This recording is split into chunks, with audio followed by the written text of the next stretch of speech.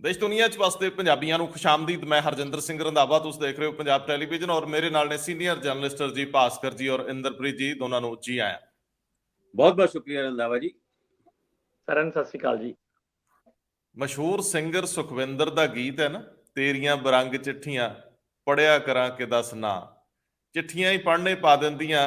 हुण अजे पहली चिट्ठी की स्याही नहीं सुक्की, जिहदे चों कहंदे प्रधान मंत्री की सुरक्षा दे विच सेंध लाती गई, अजे तक तो उथों कख नहीं सरिया, रिपोर्ट भेजो। अजे उन्होंने उल्टा सीधा करके वेखदे ही सां, अगली चिट्ठी आ गई, 8 महीने हो गए, पक्का डीजीपी क्यों नहीं लाया। हुण इधर फिक्र वध गए। उधरले बन्ने विधान सभा की एक कमेटी कहती है कि पंजाब पुलिस के बहुते लोग, अफसर ते थल्ले दे मुलाजम डिप्रैस्ड रहिंदे ने, खिजे होए रहिंदे ने, इन्हां नूं मैਡੀਟੇਸ਼ਨ की लोड़ है। और मैਡੀਟੇਸ਼ਨ तो साथों नहीं होंदी, उन्हां दा काम ही 24 चों 18 घंटे की ड्यूटी करना, कदे सड़क ते कदे पुल थल्ले कदे पुल दे उत्ते। उन्हां नूं असल जिम्मेवारी तो असीं दिंदे ही नहीं। चलो नहीं गल्लां करनियां चाहीदियां इहो जिहियां, क्योंकि वो साडी सुरक्षा च लगे ने। साल हो गया उंज सरकार बनी नूं, अमन कानून की स्थिति ते भी चर्चा है। अज तो सरकार वाले पासियों मंत्री प्रैस कॉन्फ्रेंसिस शुरू करनगे, प्राप्तियां दसणगे, इसे दरम्यान मुलांकन होणगे, ईमानदारी किन्नी दोवां धिरां च देखदे आ। पर विजिलेंस ब्यूरो नहीं टलदी, नहीं ना टलदी, किद्दां टले। जलंधर दे लागे करतारपुर च जंगे आज़ादी है, हुण उहदे विच जाके जे विजिलेंस अपना किल ठोक दे। एक अखबार की रिपोर्ट है, आखे उहदे च जिहड़े फर्नीचर के उत्ते स्टिकर लगे ने ना, वो गोदरेज दे ने। शक जिहा पैंदा गोदरेज दे नहीं ने। बंदा पुछे इन्वेस्टिगेशन का विषय, पहला ही असीं किद्दां कह सकदे भी गोदरेज का फर्नीचर नहीं लोकल लैवल ते खरीदिया। लखविंदर चौल मसा स्टेबल होया ते अगलियां ने 2-4 ठेकेदार ते होर घेर ले। नाल ही अपना विजयेंद्र सिंगला, बड़ा चेहरा कांग्रेस का, उन्होंने भी सम्मन कर लिया।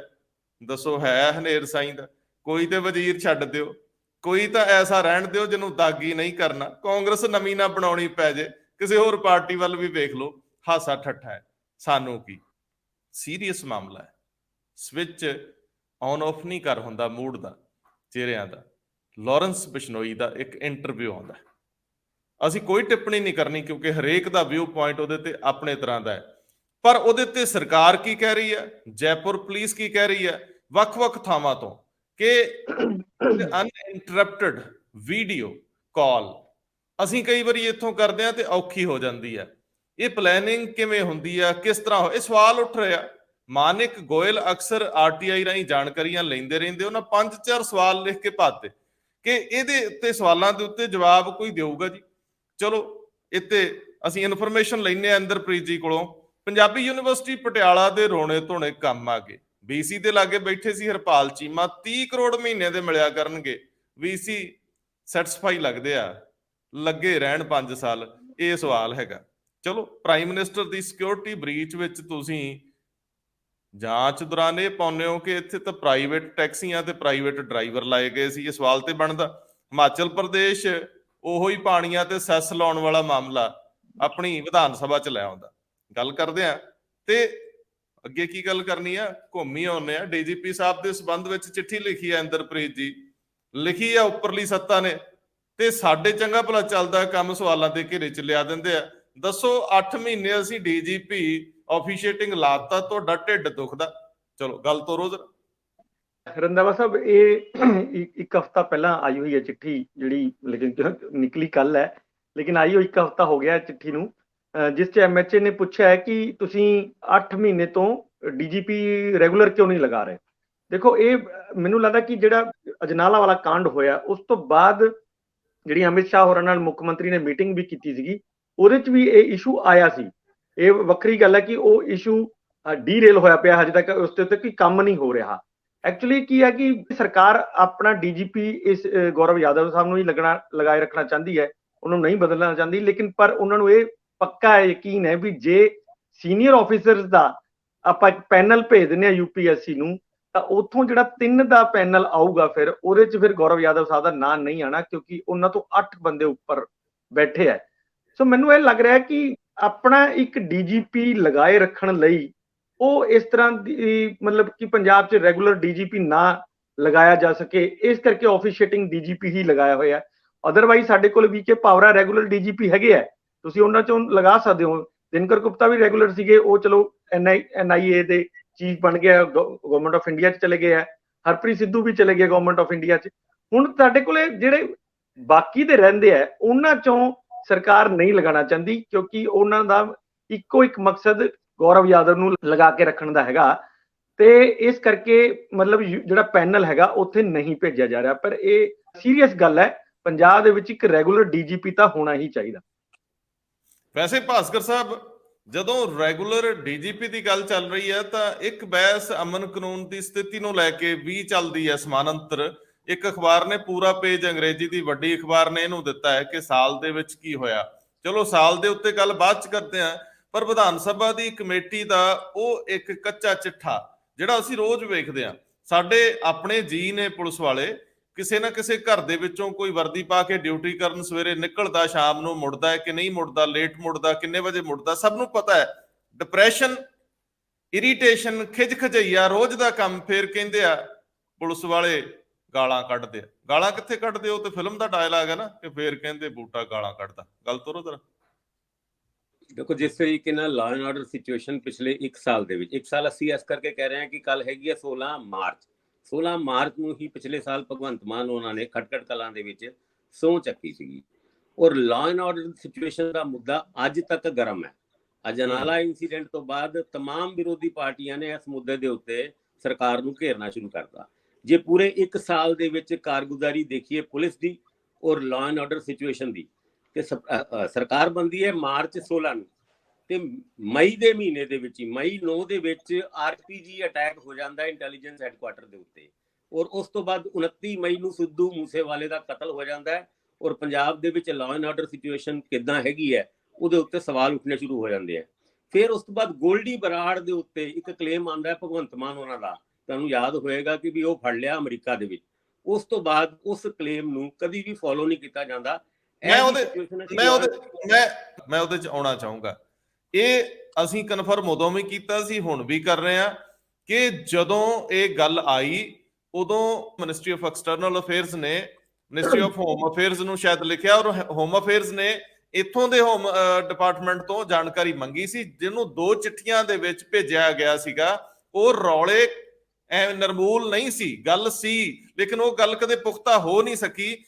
ਅਮਰੀਕਾ ਦੀ ਉਸ ਸਟੇਟ ਦੀ ਪੁਲਿਸ ਨੇ ਉਹਨੂੰ ਕਿਵੇਂ ਹੈਂਡਲ ਕੀਤਾ ਸੀ, ਕੀ ਕਾਰਨ ਸੀ, ਡਿਟੇਨ ਕੀਤਾ ਨਹੀਂ ਕੀਤਾ, ਉਹ ਅਜੇ ਵੀ ਬਹਿਸ ਦੇ ਵਿਸ਼ੇ। ਹਾਂਜੀ, ਹੁਣ ਗੱਲ ਤੁਸੀਂ ਤੋਰੋਗੇ। ਬਿਲਕੁਲ, ਸਵਾਲ ਅਜੇ ਵੀ ਖੜੇ ਹੋਏ ਨੇ ਕਿ ਗੋਲਡੀ ਬਰਾੜ ਅਰੈਸਟ ਹੋਇਆ ਸੀ ਜਾਂ ਨਹੀਂ ਹੋਇਆ ਸੀਗਾ, ਜਾਂ ਫਿਰ ਭਗਵੰਤ ਮਾਨ ਉਹਨਾਂ ਨੂੰ ਪੰਜਾਬ ਦੀ ਪੁਲਿਸ ਨੇ ਗਲਤ ਤਰੀਕੇ ਨਾਲ ਫੀਡ ਕੀਤਾ ਸੀ, ਜਾਂ ਬਾਹਰੋਂ ਇਨਫੋਰਮੇਸ਼ਨ ਗਲਤ ਆਈ ਸੀਗੀ।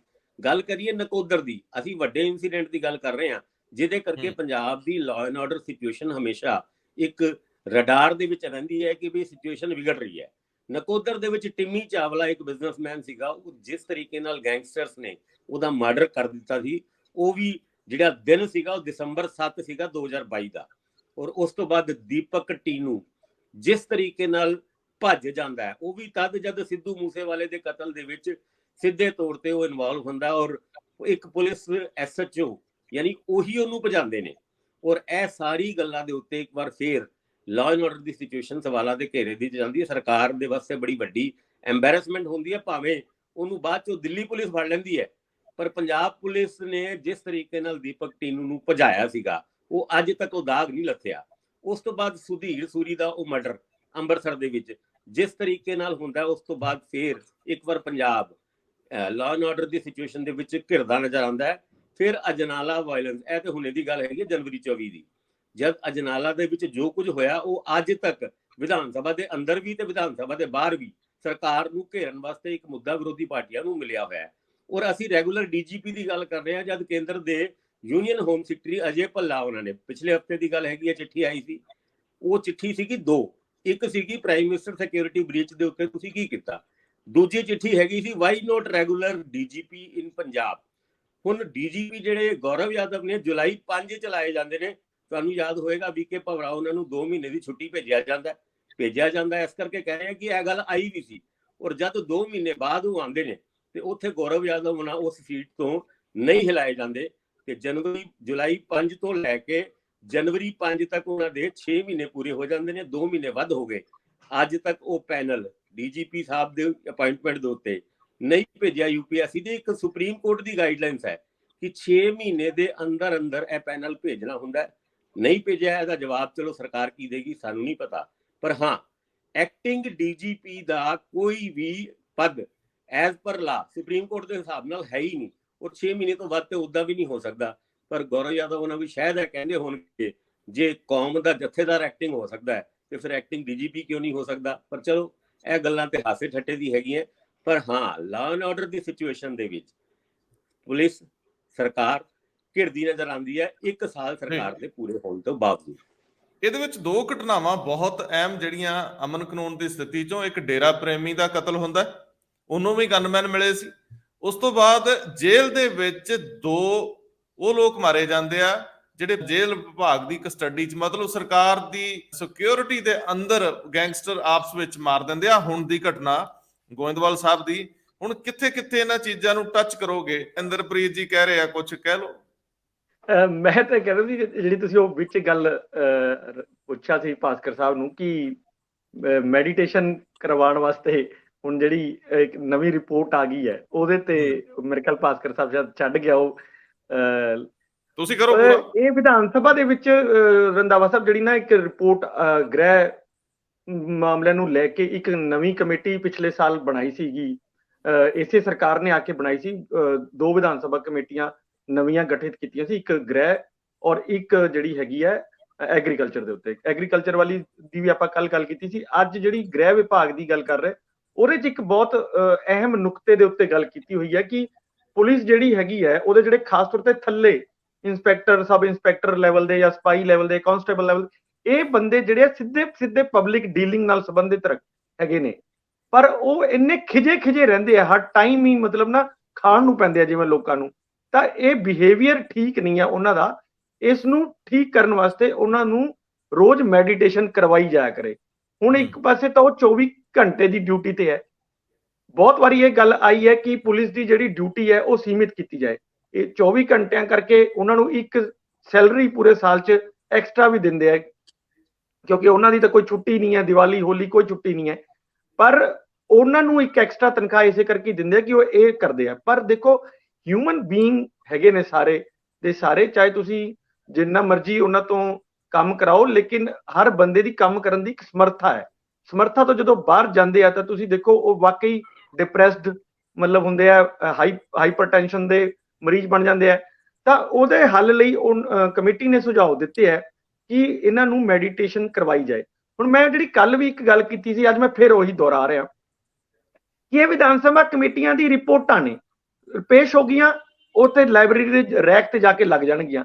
ਕੀ ਫਾਇਦਾ ਹੋਊਗਾ ਇਹਨਾਂ ਕਮੇਟੀਆਂ ਦੀ ਰਿਪੋਰਟਾਂ ਦਾ ਜਦੋਂ ਇਹ ਡਿਸਕਸ ਹੀ ਨਹੀਂ ਹੋਣੀਆਂ? ਜਾਂ ਉਸ ਘੱਟੋ ਘੱਟ ਉਸ ਮਹਿਕਮੇ ਦੀ ਇੱਕ ਮੀਟਿੰਗ ਤਾਂ ਘੱਟੋ ਘੱਟ ਕੀਤੀ ਜਾਏ, ਵਿਧਾਨ ਸਭਾ ਕਮੇਟੀ ਕਰੇ ਕਿ ਜੀ ਆਹ ਅਸੀਂ ਰਿਪੋਰਟ ਦਿੱਤੀ ਹੈ, ਇਸ ਤੇ ਦੱਸੋ ਕੀ ਮਤਲਬ ਤੁਸੀਂ ਅਗਲੇ 6 ਮਹੀਨਿਆਂ 'ਚ ਸਾਨੂੰ ਕੋਈ ਪਲਾਨ ਬਣਾ ਕੇ ਦੱਸੋ ਤਾਂ ਅਸੀਂ ਦੁਬਾਰਾ ਇਸ 'ਚ ਡਿਸਕਸ ਕਰੀਏ। ਜੇ ਕੋਈ ਪ੍ਰੋਬਲਮ ਆਉਂਦੀ ਹੈ, ਅਸੀਂ ਕੋਈ ਕਾਨੂੰਨ ਕੋਈ ਅੜਚਨ ਹੈ, ਅਸੀਂ ਉਹਨੂੰ ਠੀਕ ਕਰਵਾਈਏ। ਮਤਲਬ ਇਸ ਤਰ੍ਹਾਂ ਕਈ ਚੀਜ਼ਾਂ ਹੁੰਦੀਆਂ ਨੇ, ਪਰ ਜਦੋਂ ਡਿਸਕਸ ਹੀ ਨਹੀਂ ਕਰਨੀ ਉਹ ਰੈਕ 'ਚ ਲੱਗ ਜਾਂਦੇ। ਮੈਂ ਸੋਚਦਾ ਕਿ ਫਿਰ ਜਿਹੜੀਆਂ ਇਹ ਕਮੇਟੀਆਂ ਨੇ ਇਹਨਾਂ ਤੇ ਲੱਖਾਂ ਰੁਪਏ ਖਰਚ ਹੁੰਦੇ ਆ, ਲੱਖਾਂ ਰੁਪਏ ਮੈਂ ਕਹਿ ਰਿਹਾ, ਤੇ ਫਿਰ ਵੀ ਜੇ ਉਹਦਾ ਕੋਈ ਆਊਟਫਾਲ ਨਹੀਂ ਹੈਗਾ ਤਾਂ ਫਿਰ ਮੈਨੂੰ ਲੱਗਦਾ ਕਿ ਇਹ ਕਮੇਟੀਆਂ ਦਾ ਗਠਨ ਕਰਨਾ ਵੀ ਫਿਰ ਕੋਈ ਜ਼ਰੂਰੀ ਨਹੀਂ ਹੈ। ਫਿਰ ਆਪਾਂ ਘੱਟੋ ਘੱਟ ਉਹ ਪੈਸੇ ਤਾਂ ਬਚਾ ਕੇ ਰੱਖੀਏ ਨਾ ਜਿਹੜੇ ਮਤਲਬ ਇਹਨਾਂ ਕਮੇਟੀਆਂ ਤੇ ਆਪਾਂ ਖਰਚ ਕਰ ਰਹੇ ਹਾਂ। MLA ਨੂੰ ਕੰਮ ਕੀ ਦੇਣਾ ਜੇ? ਫਿਰ ਆਹੀ ਤੇ ਹੁੰਦਾ ਵੀ ਕਿਸੇ ਜਗ੍ਹਾ ਤੇ ਮੀਟਿੰਗ। ਮੈਂ ਕਹਿ ਰਿਹਾ ਵੀ ਉਹਨਾਂ ਨੂੰ ਕੰਮ ਦਿੱਤਾ ਹੋਇਆ, ਘੱਟੋ ਘੱਟ ਆਪਣਾ ਕੰਮ ਉਸ ਤੇ ਡਿਸਕਸ ਕਰਕੇ ਉਹ ਕਰਨ ਤਾਂ ਸਹੀ, ਵਿਧਾਨ ਸਭਾ 'ਚ ਲੈ ਕੇ ਤਾਂ ਡਿਸਕਸ ਤਾਂ ਹੋ ਹੀ ਨਹੀਂ ਰਿਹਾ। ਬੋਲਣ ਕੌਣ ਦਿੰਦਾ ਉੱਥੇ? ਜਾਂ ਹਾਊਸ ਦੇ ਲੀਡਰ ਵਜੋਂ ਮੁੱਖ ਮੰਤਰੀ ਤੈਅ ਕਰਦੇ ਆ ਫਲਾਣਾ ਬੋਲੋ ਨਹੀਂ ਬੋਲੋ, ਸਪੀਕਰ ਸਾਹਿਬ ਨੇ ਕਿੰਨਾ ਕਿਸੇ ਨੂੰ ਸਮਾਂ ਦੇਣਾ। ਅੱਜ ਕੱਲ ਉੱਥੇ ਵੀ ਭਾਈ ਭਤੀਜਾਵਾਦ ਲਿਹਾਜ਼ ਚੱਲਣ ਲੱਗ ਪਿਆ, ਕਿਹਦੇ ਵੱਲ ਨਜ਼ਰ ਸਵੱਲੀ ਹੋਣੀ, ਕਿਹਦੇ ਵੱਲ ਨਹੀਂ ਹੋਣੀ। MLA ਨੂੰ ਹੱਕ ਹਕੂਕ ਮਿਲਣੇ ਚਾਹੀਦੇ ਆ ਔਰ ਤੈਅ ਸਿਟਿੰਗਸ ਹੋਣੀਆਂ ਚਾਹੀਦੀਆਂ, ਬੈਠਕਾਂ ਵਿਧਾਨ ਸਭਾ ਦੀਆਂ ਹੋਣ, ਹਰ MLA ਲਈ ਤੈਅ ਪ੍ਰੋਗਰਾਮ, ਹਰੇਕ MLA ਲਈ 117 ਦੇ 117 ਨੂੰ ਬਣਦਾ ਸਮਾਂ ਮਿਲਣਾ ਚਾਹੀਦਾ, ਸਮਾਂ 117 ਚ ਵੰਡਣਾ ਚਾਹੀਦਾ, ਪਾਰਟੀਆਂ ਚ ਨਹੀਂ ਵੰਡਣਾ ਚਾਹੀਦਾ। ਚਲੋ ਸੱਤਾਧਾਰੀ ਧਿਰ ਨੂੰ ਮਾਸਾ ਫੇਵਰ ਕਰ ਦੋ, ਪਰ ਮੈਨੂੰ ਲੱਗਦਾ ਕਿ ਜਿਹੜੀ ਵਿਧਾਨ ਸਭਾ ਦੀ ਕਮੇਟੀ ਨੇ ਸਿਫਾਰਿਸ਼ ਕਰਤੀ ਟੇਬਲ ਹੋ ਗਈ, ਉਹ ਅਮਲ ਚ ਆਉਣੀ ਚਾਹੀਦੀ ਆ, ਨਹੀਂ ਤੇ ਉਹਦੇ ਤੇ ਇੱਕ ਕਾਨੂੰਨ ਬਣਾਉਣਾ ਚਾਹੀਦਾ ਮੈਨੂੰ ਲੱਗਦਾ। ਔਰ ਇਸ ਤੋਂ ਵੱਡੀ ਗੱਲ ਜਿਹੜੀ ਮੈਂ ਕਹਿਣਾ ਚਾਹੁੰਦਾ, ਪਿੱਛੇ ਅਸੀਂ ਵੀ ਬੜਾ ਰੌਲਾ ਪਾਇਆ, ਸਿੱਧੂ ਮੂਸੇਵਾਲੇ ਦੀ ਸਿਕਿਉਰਿਟੀ ਜਦੋਂ ਵਾਪਸ ਲਈ ਔਰ ਉਸ ਤੋਂ ਬਾਅਦ ਪਬਲਿਸ਼ ਹੋ ਗਈ, ਨਹੀਂ ਸੀ ਹੋਣੀ ਚਾਹੀਦੀ। ਪਰ ਫालतू ਸਿਕਿਉਰਿਟੀਜ਼ ਵਾਪਸ ਲਓ। ਲੋਕ 15-15 ਗਨਮੈਨ ਲੈ ਕੇ ਫਿਰ ਵਾਹਿਯਾਤ ਸਪੀਚਸ ਕਰਦੇ ਆ, ਸਮਾਜ ਦੇ ਵਿੱਚ ਹੇਟ ਸਪੀਚ ਦੇ ਨਾਂ ਤੇ ਗੰਦ ਫੈਲਾ ਰਿਹਾ। ਤੁਹਾਨੂੰ ਸਿਕਿਉਰਿਟੀ ਨਹੀਂ ਦੇਣੀ ਚਾਹੀਦੀ। ਜਿਹੜਾ ਫਿਰ ਵੀ ਜਿਹਨੂੰ ਸਿਕਿਉਰਿਟੀ ਦੇਣ ਦੀ ਬੜੀ ਲੋੜ ਆ, ਉਹਨੂੰ ਹਾਊਸ ਅਰੈਸਟ ਕਰ ਦਿਓ, ਉਹਨੂੰ ਕੋ ਚੱਲ ਅੰਦਰ ਵੜ। ਜੇ ਚੁੱਪ ਨਾ ਕਰ ਜਾਣਗੇ ਸਾਰੇ, ਸਮਾਜ ਦੇ ਵਿੱਚ ਬੈਲੈਂਸ ਬਣਾਉਣ ਲਈ ਤੁਹਾਨੂੰ ਸਖਤੀ ਤੋਂ ਕੰਮ ਤਾਂ ਲੈਣਾ ਪਏਗਾ। ਫਿਰ ਧਾੜਾਂ ਦੀਆਂ ਧਾੜਾਂ ਲੀਡਰਾਂ ਦੀਆਂ, ਉਹੀ ਜਿਪਸੀਆਂ, ਉਹੀ ਸਕਾਟਸ, ਪਹਿਲਾਂ ਕਾਲੀਆਂ ਕੋਲ ਫਿਰ ਕਾਂਗਰਸੀਆਂ ਕੋ ਆਈਆਂ, ਹੁਣ ਇਹ ਲਈ ਫਿਰਦੇ ਨੇ। ਹਰੇਕ ਕੋਲ, ਇਹਨਾਂ ਕੋਲ ਵੀ ਗਨਮੈਨ ਨੇ। ਟੋਲ ਪਲਾਜ਼ਿਆਂ ਤੋਂ ਲੈ ਕੇ ਹਰ ਜਗ੍ਹਾ ਦੰਦ ਦਨਾਉਂਦੇ ਲੰਘ ਜਾਂਦੇ। ਆਮ ਬੰਦਾ ਆਪਣੀ ਹੋਣੀ ਤੇ ਤਰਸ ਕਰਦਾ ਰਹਿੰਦਾ ਵੀ ਅਸੀਂ ਕੌਣ ਆ, ਜੰਮੇ ਵੀ ਆ ਕਿ ਨਹੀਂ। ਭਾਸਕਰ ਸਭ ਕੁਝ ਕਹਿਣ ਲੱਗੇ ਸੀ ਜੀ। ਬਿਲਕੁਲ, ਜਿਸ ਤਰੀਕੇ ਨਾਲ ਮੈਡੀਟੇਸ਼ਨ ਦੀ ਗੱਲ ਤੁਰੀ ਹੈ ਛੋਟੇ ਪੁਲਿਸ ਮੁਲਾਜ਼ਮਾਂ ਵਾਸਤੇ, ਯਾਨੀ ਵੱਡੇ ਅਫਸਰਾਂ ਦੀ ਗੱਲ ਨਹੀਂ ਤੁਰੀ, ਪਰ ਮੈਨੂੰ ਲੱਗਦਾ ਵੱਡੇ ਅਫਸਰਾਂ ਨੂੰ ਵੀ ਲੋੜ ਹੈ। ਖਾਨ ਨੂੰ ਪੈਂਦੇ ਨੇ ਛੋਟੇ ਵਾਲੇ ਤੇ। ਉਹ ਤੇ ਏਦਾਂ ਹੁੰਦਾ ਜਿਹੜਾ ਬੰਦਾ ਕੋਈ ਆਪਣੀ ਕਾਰਕੁਰ ਚੋਰੀ ਦੀ ਵੀ ਰਿਪੋਰਟ ਲਿਖਾਣ ਗਿਆ, ਬਈ ਤੁਸੀਂ ਉੱਥੇ ਖੜੀ ਕਿਉਂ ਕੀਤੀ ਸੀ, ਜਾਂ ਪੁੱਛਦੇ ਨੇ ਵੀ ਕਿੰਨੇ ਭਰਾ ਹੋ, ਕਹਿੰਦੇ 2, ਜਿੱਦੇ 4 ਹੁੰਦੇ ਤਦ ਤੁਸੀਂ ਸਾਡਾ ਕੀ ਕਰ ਲੈਂਦੇ। ਏਦਾਂ ਦਾ ਟੁੱਟ ਕੇ ਪੈਂਦੇ ਹੁੰਦੇ ਆ। ਜਲੰਧਰ ਦੇ ਵਿੱਚ PAP ਦੇ ਵਿੱਚ ਹਰ ਸਾਲ 1 ਜਨਵਰੀ ਨੂੰ ਇੱਕ DIG ਸਾਹਿਬ ਹੁੰਦੇ ਸੀ, ਪਵਨ ਕੁਮਾਰ ਉੱਪਲ, ਉਹ ਹਾਸਾ ਠੱਠਾ ਕਰਾਉਂਦੇ ਸੀ, ਯਾਨੀ ਸਾਰੇ ਮੁਲਾਜ਼ਮਾਂ ਨੂੰ ਜਿਹੜੇ ਟ੍ਰੇਨਿੰਗ ਦੇ ਵਿੱਚ ਹੈਗੇ ਨੇ ਉਹਨਾਂ ਨੂੰ ਜ਼ੋਰ ਦੀ ਹਸਾਉਂਦੇ ਸੀਗੇ। ਔਰ ਇਹ ਗੱਲ ਇਸ ਗੱਲ ਤੋਂ ਜਾਇਜ਼ ਹੈਗੀ ਹੈ, ਲੱਗਦਾ ਵੀ ਹੈ ਕਿ ਇਹਨਾਂ ਨੂੰ ਹਸਾਉਣਾ ਬਹੁਤ ਜ਼ਰੂਰੀ ਹੈ। ਜੇ ਖੁਦ ਹੱਸਣਗੇ ਤੇ ਕਿਸੇ ਨੂੰ ਟੁੱਟ ਕੇ ਨਹੀਂ ਪੈਣਗੇ। ਔਰ ਇਸ ਕਰਕੇ ਹੈ ਕਵਾਇਦ ਡੇਲੀ ਰੂਟੀਨ ਨੂੰ 1 ਜਨਵਰੀ ਨੂੰ ਨਹੀਂ, ਮੈਨੂੰ ਇਹ ਲੱਗਦਾ ਹੈ ਕਿ ਮਹੀਨੇ ਹਫ਼ਤੇ ਦੇ ਵਿੱਚ 1 ਵਾਰ ਇਹਨਾਂ ਨੂੰ ਹਾਸਾ ਠੱਠਾ ਕਰਾਉਣਾ ਚਾਹੀਦਾ, ਜ਼ੋਰ ਦੀ ਹੱਸਣਾ ਚਾਹੀਦਾ, ਜਿਹਦੇ ਕਰਕੇ ਇਹ ਲੋਕਾਂ ਨਾਲ ਸਹੀ ਤਰੀਕੇ ਨਾਲ ਪੇਸ਼ ਆਣ। ਹੁਣ ਮੈਡੀਟੇਸ਼ਨ ਦੀ ਲੋੜ ਹੈ, ਸਟੈਂਡਿੰਗ ਕਮੇਟੀ ਕਹਿੰਦੀ ਹੈ, ਤਾਂ ਕਰਕੇ ਲੋੜ ਹੈ, ਇਹ ਗੱਲ ਨਹੀਂ ਹੈ, ਅਦਰਵਾਈਜ਼ ਵੀ ਲੋੜ ਹੈ। ਹਾਂਜੀ, ਤੁਸੀਂ ਕੁਝ ਕਹਿ ਰਹੇ ਸੀਗੇ। ਮੈਨੂੰ ਤਾਂ ਲੱਗਦਾ ਕਿ ਇੰਨੇ DGP ਆ, ਇੱਕ ਸਪੈਸ਼ਲ DGP ਹਾਸੇ ਠੱਠੇ ਲਈ ਲਾ ਦੇਣਾ ਚਾਹੀਦਾ ਤੇ ਉਹਨਾਂ ਨੂੰ ਸਾਡੀ ਜੇ ਲਾ ਦਿੱਤਾ ਜਾਏ ਤੇ ਨਾਲ ਹੀ ਬੇਨਤੀ ਹੈ ਵੀ ਸਾਡੇ ਵੀ ਚਿਹਰਿਆਂ ਤੇ 12 ਹੀ ਵੱਜੇ ਰਹਿੰਦੇ ਆ ਤੇ ਅਸੀਂ ਕਿਹੜਾ, ਅਸੀਂ ਵੀ ਤਾਂ ਖਿੱਚ ਕੇ ਖਬਰਾਂ 'ਚ ਪੈਂਦੇ, ਸਾਨੂੰ ਵੀ ਮੈਡੀਟੇਸ਼ਨ ਕਰਾਓ। ਚਲੋ ਅੱਗੇ ਚੱਲਦੇ ਹਾਂ। ਭਾਸਕਰ ਸਾਹਿਬ, ਤੁਹਾਡੇ ਹਿੱਸੇ ਦੀ ਖਬਰ ਆ, ਤੁਹਾਡੇ ਆਲੇ ਦੁਆਲੇ 'ਚ ਸਰਗਰਮੀ ਬੜੀ। ਵਿਜੀਲੈਂਸ ਬਿਊਰੋ ਜੰਗੇ ਆਜ਼ਾਦੀ ਵੱਲ ਪਹੁੰਚ ਗਈ, ਅੰਦਰ ਚਲੇ ਗਈ, ਗੇੜਾ ਮਾਰਿਆ, ਸਾਹ ਸੁਕਾਤੇ। ਆਖਰ ਕੀ ਕੱਢਣਾ ਚਾਹੁੰਦੇ ਜੀ ਵਿੱਚੋਂ ਉਹਦੇ? ਵਿਜੀਲੈਂਸ ਬਿਊਰੋ ਰੰਧਾਵਾ ਜੀ ਬਹੁਤ ਐਕਟਿਵ ਹੈ ਤੇ ਹੁਣ ਤੇ ਜੰਗੇ ਆਜ਼ਾਦੀ ਦੇ ਵਿੱਚ ਵੀ ਫੀਤਾ ਫੂਤਾ ਲੈ ਕੇ ਕੱਲ ਪਹੁੰਚ ਗਏ ਸੀਗੇ। 2 ਦਿਨ ਪਹਿਲੇ ਦੀ ਖਬਰ ਸੀਗੀ, ਸਾਡੇ ਪ੍ਰੈਸ ਕਲੱਬ ਦੇ ਪ੍ਰਧਾਨ ਰਹਿ ਚੁੱਕੇ ਲਖਵਿੰਦਰ ਜੋਹਲ ਉਹਨਾਂ ਨੂੰ ਵਿਜੀਲੈਂਸ ਵਾਲੇ ਨੇ ਸੱਦਿਆ ਸੀਗਾ। ਪਹਿਲੇ ਤੇ ਉਹਨਾਂ ਨੂੰ ਲੱਗਿਆ ਵੀ ਸ਼ਾਇਦ ਮੈਨੂੰ ਕੋਈ ਚਾਹ ਚੂ ਵਾਸਤੇ ਸੱਦਿਆ, ਪਰ ਉਸ ਤੋਂ ਬਾਅਦ 2.5-3 ਘੰਟੇ ਜਦ ਪੁੱਛਗਿੱਛ ਹੋਈ, ਉਹ ਸਵਾਲ ਪੁੱਛੇ ਗਏ ਜਿਹਦੇ ਸਵਾਲ ਦੇ ਜਵਾਬ ਬੜੇ ਔਖੇ ਜਿਹੇ ਸੀਗੇ। ਉਸ ਤੋਂ ਬਾਅਦ ਕੱਲ ਵਿਜੀਲੈਂਸ ਬਿਊਰੋ ਦੇ ਅਧਿਕਾਰੀ ਫੀਤੇ ਲੈ ਕੇ ਪਹੁੰਚੇ ਜੰਗੀ ਆਜ਼ਾਦੀ। ਉੱਥੇ ਜਿਹੜੇ ਮੂਰਤੀਆਂ ਲੱਗੀਆਂ ਹੋਈਆਂ ਨਾ, ਸਟੈਚੂ, ਬਈ ਉਹਨਾਂ ਨੇ ਪੁੱਛਿਆ ਕਿੱਥੋਂ ਬਣਵਾਏ। ਕੋਈ ਕਹਿੰਦਾ ਲੁਧਿਆਣੇ ਦੇ ਕੰਟਰੈਕਟਰ ਤੋਂ, ਉਹਨੂੰ ਵੀ ਸੱਦ ਲਿਆ। ਫਿਰ ਉਸ ਤੋਂ ਬਾਅਦ ਜਿਹੜਾ ਵੀ ਫਰਨੀਚਰ ਲੱਗਿਆ, ਕਿਉਂਕਿ ਰਿਕਾਰਡ ਦੇ ਮੁਤਾਬਿਕ ਸਾਰਾ ਫਰਨੀਚਰ ਗੋਦਰੇਜ ਦਾ ਲੱਗਿਆ, ਪਰ ਉਹ ਵਿਜੀਲੈਂਸ ਦੇ ਅਧਿਕਾਰੀਆਂ ਦੇ ਮੁਤਾਬਿਕ ਉਹ ਗੋਦਰੇਜ ਦਾ ਲੱਗਦਾ ਨਹੀਂ ਸੀ, ਪਰ ਗੋਦਰੇਜ ਦੇ ਸਟicker ਹਰ ਇੱਕ ਫਰਨੀਚਰ ਦੇ ਉੱਤੇ ਲਾਏ ਹੋਏ ਸੀ। ਹਜੇ ਤੇ ਪਾਰਟੀ ਸ਼ੁਰੂ ਹੋਈ ਹੈ। ਮੈਨੂੰ ਲੱਗਦਾ ਹੈ ਕਿ ਜੰਗੇ ਆਜ਼ਾਦੀ ਦੇ ਸਾਰੀ ਚੀਜ਼ਾਂ, ਜੋ ਕੁਝ ਅੱਜ ਤੋਂ ਲੈ ਕੇ ਜਾਂ 2016 ਤੋਂ ਲੈ ਕੇ ਹੁਣ ਤੱਕ ਹੋਇਆ, ਉਹਨਾਂ ਸਾਰੀ ਗੱਲਾਂ ਦੀ ਪੜਤਾਲ ਵਿਜੀਲੈਂਸ ਬਿਊਰੋ ਬੜੀ ਸਖਤੀ ਨਾਲ ਤੇ ਬੜੀ ਡਿਟੇਲ ਨਾਲ ਕਰਨ ਵਾਸਤੇ ਤਿਆਰ ਹੈ। ਫੀਤੇ ਲੈ ਕੇ ਰਾਤੀ ਉੱਥੇ ਰਹੇ ਵਿਜੀਲੈਂਸ ਵਾਲੇ ਜਾਂ ਵਾਪਸ ਆ ਗਏ, ਕਿਉਂਕਿ ਕਰਤਾਰਪੁਰ ਬਹੁਤਾ ਦੂਰ ਨਹੀਂ ਹੈ। ਜਲੰਧਰ ਤੋਂ ਕਰਤਾਰਪੁਰ 18 ਕਿਲੋਮੀਟਰ ਹੈਗਾ। ਇਹ 18 ਕਿਲੋਮੀਟਰ ਦੇ ਦੌਰੇ ਹੁਣ ਵਿਜੀਲੈਂਸ ਬਿਊਰੋ ਦੇ ਅਧਿਕਾਰੀਆਂ ਦੇ ਰੋਜ਼ ਲੱਗਣੇ ਆ, ਕਿਉਂਕਿ ਮਾਮਲਾ ਵੱਡਾ ਹੈ। 315 ਕਰੋੜ ਰੁਪਏ ਅਲਾਟ ਹੋਏ ਸੀ। ਇਹ ਸਾਰੀ ਗੱਲਾਂ ਹੁਣ ਸਾਹਮਣੇ ਆ ਰਹੀ ਹੈ। ਇਹ ਜਾਂਚ ਪੜਤਾਲ ਜਿੱਦਾਂ ਅੱਗੇ ਵਧੇਗੀ, ਉਦਾਂ ਜੰਗੇ ਆਜ਼ਾਦੀ ਵਾਲਿਆਂ ਦੀ ਮੁਸੀਬਤਾਂ ਵੀ ਨਾਲ ਵਧੇਗੀ।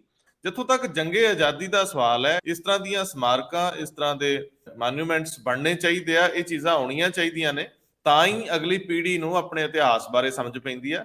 ਹੁਣ ਸਵਾਲ ਇਹ ਆ ਕਿ ਜਦੋਂ ਜਲੰਧਰ ਦੀ ਇਲੈਕਸ਼ਨ ਆ ਚੁੱਕੀ ਹੈ, ਜਲੰਧਰ ਦੀ ਇਲੈਕਸ਼ਨ ਲਗਭਗ ਸਿਰ ਤੇ ਆ, ਕਾਂਗਰਸ ਨੇ ਉਮੀਦਵਾਰ ਐਲਾਨਤਾ, ਉਸ ਉਮੀਦਵਾਰ ਦੇ ਨਾਲ ਬਹਿ ਕੇ ਬਾਜਵਾ ਸਾਹਿਬ ਪ੍ਰੈਸ ਕਾਨਫਰੰਸ ਵੀ ਕਰ ਦਿੰਦੇ ਆ ਔਰ ਦੂਜੀਆਂ ਪਾਰਟੀਆਂ ਆਪਣੇ ਉਮੀਦਵਾਰ ਲੱਭ ਰਹੀਆਂ। ਉਦੋਂ ਇਹੋ ਜਿਹੀ ਯਾਦਗਾਰ, ਇਹੋ ਜਿਹੇ ਵੱਡੇ ਪ੍ਰੋਜੈਕਟ, ਇਹੋ ਜਿਹੇ ਵੱਡੇ ਬੰਦਿਆਂ ਨਾਲ ਜੁੜੇ ਪ੍ਰੋਜੈਕਟ ਨੂੰ ਕਿੰਨੀ ਦੇਰ ਜਾਂਚ ਵਿੱਚ ਰੱਖਿਆ ਜਾ ਸਕਦਾ, ਇਹ ਅੱਜ ਦੇ ਦਿਨ 'ਚ ਸਵਾਲ ਹੈ। ਮੈਨੂੰ ਲੱਗਦਾ ਸਰਕਾਰ ਪਿਛਲ ਪੈਰੀ ਮੁੜ ਸਕਦੀ ਆ। ਸਰਕਾਰ ਕਹੂਗੀ ਸਾਡਾ ਕੀ ਲੈਣਾ ਦੇਣਾ ਜੀ, ਇਹ ਤਾਂ ਕੋਈ ਸ਼ਿਕਾਇਤ ਸੀ, ਉੱਤੇ ਵਿਜੀਲੈਂਸ ਕਾਰਵਾਈ ਕਰ ਰਹੀ। ਮੈਨੂੰ ਲੱਗਦਾ ਇਹ ਸ਼ਿਕਾਇਤਾਂ ਸ਼ਿਕੂਤਾਂ ਮੁੜ ਕੇ ਰੋਕ ਲੀਆਂ ਜਾਂਦੀਆਂ, ਦੱਬ ਲੀਆਂ ਜਾਂਦੀਆਂ, ਗੱਲ ਪਿਛਲ ਪੈਰੀ ਮੁੜ ਜਾਂਦੀ ਹੁੰਦੀ ਆ। ਜਲੰਧਰ ਦੀ ਇਲੈਕਸ਼ਨ ਬੜੀ ਫੈਸਲਾਕੁੰਨ ਹੈ ਤੇ ਇਸ ਜਾਂਚ ਨੇ ਫੈਸਲਾਕੁੰਨ ਹੋਣਾ ਹੈ। ਇਹ ਰੁਕ ਜਾਣੀ ਆ, ਨਹੀਂ ਰੁਕ ਜਾਣੀ, ਇਹ ਅਗਲੇ ਦਿਨਾਂ 'ਚ ਦੇਖੀ ਜਾਣ ਵਾਲੀ ਆ। ਮੈਂ ਭਾਸਕਰ ਸਾਹਿਬ ਜੇ ਤੁਸੀਂ ਮੈਨੂੰ ਆਗਿਆ ਦਿਓ ਤੇ ਵਿਜੇਂਦਰ ਸਿੰਗਲਾ ਵਾਲੀ ਖਬਰ, ਕਿਉਂਕਿ ਕਾਫੀ ਦੇਰ ਦੇ ਇੰਦਰਪ੍ਰੀਤ ਸ਼ਾਂਤ ਨੇ, ਇਹਨਾਂ ਕੋਲ ਲੈ ਲੈਂਦੇ ਆ। ਇੰਦਰਪ੍ਰੀਤ ਜੀ ਦੱਸਿਓ ਜ਼ਰਾ, ਏਡੇ ਵੱਡੇ ਵਜ਼ੀਰ, ਏਡੇ ਵੱਡੇ ਪੋਰਟਫੋਲੀਓ। ਹਾਂਜੀ ਰੰਧਾਵਾ ਸਾਹਿਬ, ਅਸਲ 'ਚ ਹੁਣ ਜਿਹੜੀਆਂ ਜਾਂਚ ਹੋ ਰਹੀਆਂ ਨੇ ਨਾ, ਉਹ ਜਿੰਨੀਆਂ ਵੀ ਹੋ ਰਹੀਆਂ, ਮਤਲਬ ਜਿੰਨੀਆਂ ਸ਼ਿਕਾਇਤਾਂ ਆ ਰਹੀਆਂ, ਉਹ ਕਿਸੇ ਖਾਸ ਪ੍ਰੋਜੈਕਟ ਨੂੰ ਲੈ ਕੇ ਨਹੀਂ ਆ ਰਹੀ। ਉਹ ਸਿੱਧੀ ਆਉਂਦੀ ਹੈ ਵੀ ਆਏ ਤੋਂ ਅਧਿਕ ਸੰਪत्ति ਹੈ, ਇਹਦੀ ਜਾਂਚ ਹੈ। ਤੇ ਉਹ ਹੁਣ ਦੇਖੋ ਜਿਹੜੇ ਵੀ ਵਜ਼ੀਰ ਰਹੇ ਹੈਗੇ ਆ, ਉਹ ਸਾਰੇ ਦੇ ਸਾਰੇ, ਅੱਧੀ ਕੈਬਨਿਟ, ਮੈਂ ਅੱਜ ਗਿਣ ਰਿਹਾ ਸੀ ਕਿ ਅੱਧੀ ਕੈਬਨਿਟ ਜਿਹੜੀ ਕੈਪਟਨ ਸਾਹਿਬ ਦੀ ਸੀਗੀ, ਉਹ ਹੁਣ ਵਿਜੀਲੈਂਸ ਦੇ ਜਾਂਚ ਦੇ ਦਾਇਰੇ ਦੇ ਵਿੱਚ ਹੈ। ਹੁਣ ਉਹਦੇ 'ਚ ਸਭ ਤੋਂ ਵੱਡਾ ਨਾਂ ਵਿਜੇਂਦਰ ਸਿੰਗਲਾ ਹੋਰਾਂ ਦਾ ਜੁੜ ਗਿਆ ਹੈ, ਜਿਨ੍ਹਾਂ ਆਪਾਂ ਪਹਿਲਾਂ ਵੀ ਇੱਕ ਵਾਰੀ ਜ਼ਿਕਰ ਕੀਤਾ ਸੀਗਾ ਕਿ ਜਿਹੜੇ ਰੋਡ ਫੰਡਸ ਨੇ ਉਹ ਸਭ ਤੋਂ ਜ਼ਿਆਦਾ ਉਹਨਾਂ ਦੇ ਹਲਕੇ 'ਚ ਲੱਗ ਗਏ ਹੈ, ਤੇ ਉਹਨਾਂ ਨੇ ਬੜੀ ਨੈਤਿਕਤਾ ਦੇ ਆਧਾਰ ਤੇ ਸਾਰੇ ਪੰਜਾਬ ਨਾਲ ਬਹੁਤ ਨਾ ਇਨਸਾਫੀ ਕੀਤੀ ਹੈ। ਸੋ ਮੈਨੂੰ ਲੱਗਦਾ ਕਿ ਇਹ ਵੀ ਜਿਹੜੇ ਸਾਰੇ ਤਿਕੜਮਬਾਜ਼ੀਆਂ ਹੋ ਰਹੀਆਂ ਨੇ, ਜਾਂ ਤੁਸੀਂ ਕਹਿ ਲਓ ਕਿ ਕਸਿਆ ਜਾ ਰਿਹਾ ਸ਼ਿਕੰਜਾ, ਕਾਂਗਰਸ ਨੂੰ ਵੀਕ ਕਰਨ ਦੇ ਉੱਤੇ ਹੀ ਕਸਿਆ ਜਾ ਰਿਹਾ, ਤਾਂ ਕਿ ਜਲੰਧਰ ਇਲੈਕਸ਼ਨ ਦੇ ਵਿੱਚ ਜਿਹੜਾ ਇੱਕ ਮਾਹੌਲ ਨਾ ਕ੍ਰੀਏਟ ਕਰਕੇ ਰੱਖਿਆ ਜਾਏ। ਕਿਉਂਕਿ ਅੱਜ ਦੇ ਦਿਨ ਦੇ ਵਿੱਚ ਜਦੋਂ ਤੁਸੀਂ ਗੱਲ ਕਰਦੇ ਹੋ ਤਾਂ ਕਾਂਗਰਸ ਨੂੰ ਕਿਉਂਕਿ ਸਹਾਨੁਭੂਤੀ ਦੀ ਵੀ ਮਿਲੂਗੀ ਥੋੜੀ ਜੀ ਉੱਤੇ ਸਹਾਇਤਾ, ਤਾਂ ਇਸ ਕਰਕੇ ਮੈਨੂੰ ਲੱਗਦਾ ਕਿ ਥੋੜਾ ਜਿਹਾ ਉਹਨਾਂ ਦਾ ਅਪਰ ਹੈਂਡ ਹੈ, ਪਰ ਉਹਨੂੰ ਸਰਕਾਰ ਕਿਵੇਂ ਹੁਣ ਥੱਲੇ ਲੈ ਕੇ ਆਊਗੀ, ਇਹ ਸਾਰੇ ਉਹਦੇ ਹੱਥਕੰਡੇ ਨੇ।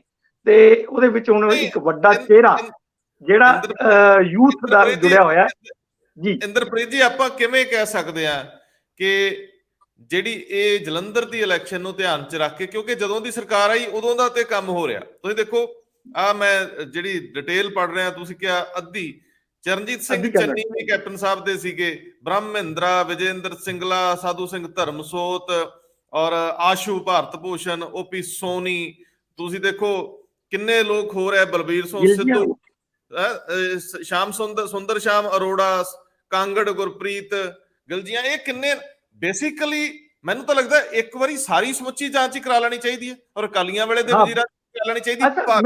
ਇੱਕ ਸਵਾਲ ਉੱਠਦਾ, ਇੱਕ ਇੰਦਰਪ੍ਰੀਤ ਜੀ ਸਵਾਲ ਉੱਠਦਾ ਬਹੁਤ ਵੱਡਾ, ਕਿ ਜਿਹੜੀ ਘੁਟਾਲਿਆਂ ਦੀ ਜਾਂਚ ਹੋ ਰਹੀ ਸੀ, ਇੱਕ ਕੇਸ ਦੀ ਜਾਂਚ ਹੋ ਰਹੀ ਸੀਗੀ, ਭਾਵੇਂ ਉਹ ਹੈਲਥ ਤੋਂ ਕਿਤੇ ਵੀ ਹੋਰ ਹੋ ਰਹੀ ਸੀ, ਆਖਰ ਉਹ ਸ਼ਿਫਟ ਆਮਦਨ ਤੋਂ ਵੱਧ ਜਾਇਦਾਦ ਬਣਾਉਣ ਦੀ ਕਿਉਂ ਹੋ ਗਈ?